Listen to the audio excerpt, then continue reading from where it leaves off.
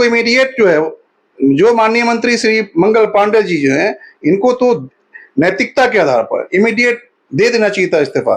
वैसे बचा ही क्या रहे हैं कि महिलाओं का जो सुरक्षा का वादा किया जा रहा था कि महिला जो है हमारी वो सुरक्षित रहेंगी और ये होगा, यहाँ पर रेप, हत्या, लूट खसोट बढ़ चुका है।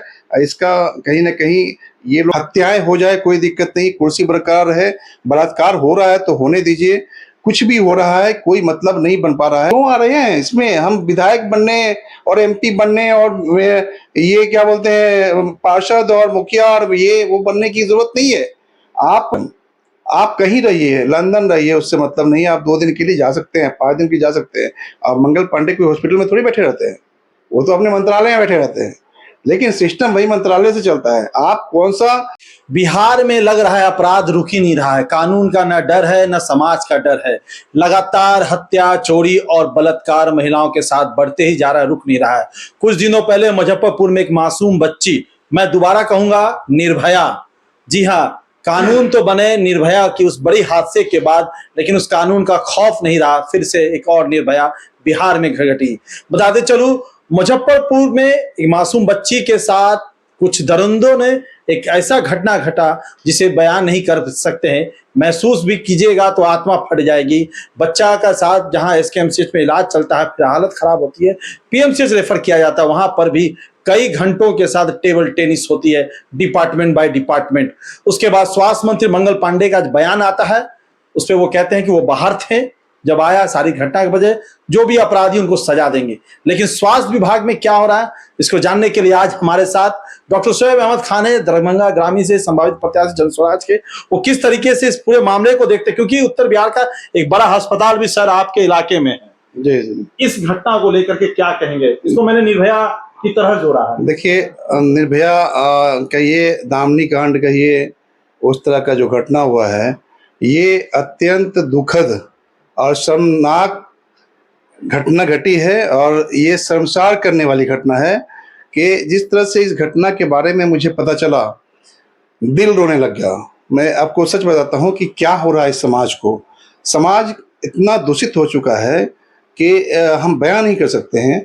और जो यहाँ पर हमारे मुखिया हैं, मतलब कि जो राजनेता हैं, वो राजनेता अपनी कुर्सी को बचाने के लिए में पड़े हुए हैं कि कैसे भी इसके लिए क्या करना चाहिए, कैसे होना चाहिए। हत्याएं हो जाए कोई दिक्कत नहीं, कुर्सी बरकरार है। बलात्कार हो रहा है तो होने दीजिए, कुछ भी हो रहा है कोई मतलब नहीं बन पा रहा है, कुर्सी तो बची हुई है। उनके साथ तो कोई मामला नहीं है।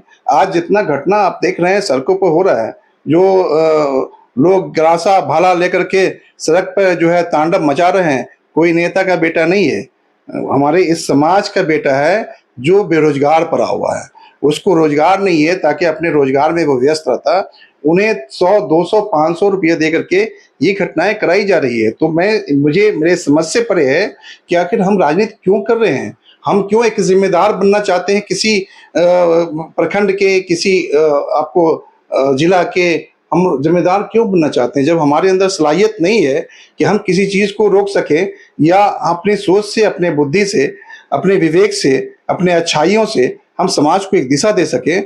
जब ये हमारे अंदर नहीं है तो हम क्यों आ रहे हैं इसमें? हम विधायक बनने और एमपी बनने और ये क्या बोलते हैं पार्षद और मुखिया और ये वो बनने की जरूरत नहीं है। आप को नहीं बनना चाहिए। और ये तत्काल जो है, ये प्रभाव से मैं समझता हूं कि जो जिम्मेदार लोग हैं, जिस तरह से ये घटना घटी, और ये एसकेएमसीएच से आपको पीएमसीएच वो लड़की गई, और जाने के बाद वहां पर उसका उपचार सही नहीं हो पाया, जो 8-8 घंटा तक, 7-7 घंटा तक एम्बुलेंस में बैठी रह रही है। आपका व्यवस्था कहाँ है? तो व्यवस्था नहीं है, आप कुछ नहीं कर रहे हैं, तो आपको इमीडिएट जो है, जो माननीय मंत्री श्री मंगल पांडे जी जो हैं, इनको तो नैतिकता के आधार पर इमीडिएट दे देना चाहिए था इस्तीफा। वैसे बचा ही क्या है, 2 महीना बचा हुआ है, एक और हीरो हो जाते हैं कि नहीं, इनके अंदर में एक पीड़ा था, इन्होंने इस्तीफा दे दिया। लेकिन लालच कुर्सी का है, लालच सत्ते में बना हुआ बने रहने के। जो केयर टेकर थे, जो बाहर गए थे छुट्टी में से, आज ही वो भी आए। उन्होंने नेशनल मीडिया पे उन्होंने इंटरव्यू दिया कि जो खबर है वो गलत है। हम लोगों ने पूरी तरीके से बच्चों को देखा। जो एम्बुलेंस था वो एक मिनी हॉस्पिटल होता है, उसमें सारी व्यवस्था थी। कौन सा व्यवस्था होता है एम्बुलेंस में? ऑक्सीजन के अलावा कौन सा चीज होता है? एम्बुलेंस बिल्कुल बिल्कुल गलत चीजें हैं। एम्बुलेंस के अंदर में जो होता है वो ऑक्सीजन होते हैं, ठीक है, वो लगा रहता है। आप वहाँ पर लाइए वेंटिलेटर अपना, आपके अंदर में उसको लेके जाइए। सारा इक्विपमेंट तो अस्पताल के अंदर में होता है, तो इक्विपमेंट वहाँ जाकर के सारा कुछ लगाया जाता है। तो ये बात को छुपाने के लिए अपनी नाकामियों को जो नाकामी है तो उसको अपना ये बयां कर रहे हैं कि किसी तरह से हमारी बात रखी है। मंगल पांडे आज आए हैं, बयान दिए कि हम बाहर से आए हैं, जो भी लोग हैं सजा देंगे उसको, जो भी अपराधी है सजा देंगे उसको। देख, सजा हो चुका, लड़की तो जान से चली गई, क्या वापस आ जाएगी? सजा जो है, क्या सजा होना है वो तो जान रहे हैं हम, सजा क्या होना है वो जान रहे हैं। मैं ये चाह रहा था मैं कि कानून भी कोई चीज़ है, कानून और उसका सहारा तो मुझे लेना ही चाहिए और लेना ही है। लेकिन मैं ये कहना चाह रहा था कि आपका जो व्यवस्था है ये भी कोई चीज़ होता है, सिस्टम। आप कहीं रहिए, लंदन रहिए, उससे मतलब नहीं, आप 2 दिन के लिए जा सकते हैं, 5 दिन के लिए जा सकते हैं। आप मंगल पांडे के हॉस्पिटल में थोड़ी बैठे रहते हैं, वो तो अपने मंत्रालय में बैठे रहते हैं, लेकिन सिस्टम वही मंत्रालय से चलता है। आप कौन सा कानून पास कर रहे हो, कौन सा सिस्टम पर आप लेके जा रहे हो, वो तो मंत्रालय से आपको करना होता है। आप जो पदाधिकारी हैं या जो उसके डायरेक्टर हैं, उनको बुला करके ये निर्देश दिया जाता है ना कि आपको ये करना, अगर ये चीज़ें नहीं हुई तो फिर आप नपेंगे। तो ये चीजें होना चाहिए था। तो सिस्टम चरबराया हुआ है। प्रशांत किशोर जी बार बार जो सिस्टम की बात कर रहे हैं कि बिहार में सत्ता की बात कम करते हैं लेकिन व्यवस्था की बात ज्यादा करते हैं, कि व्यवस्था परिवर्तन हो।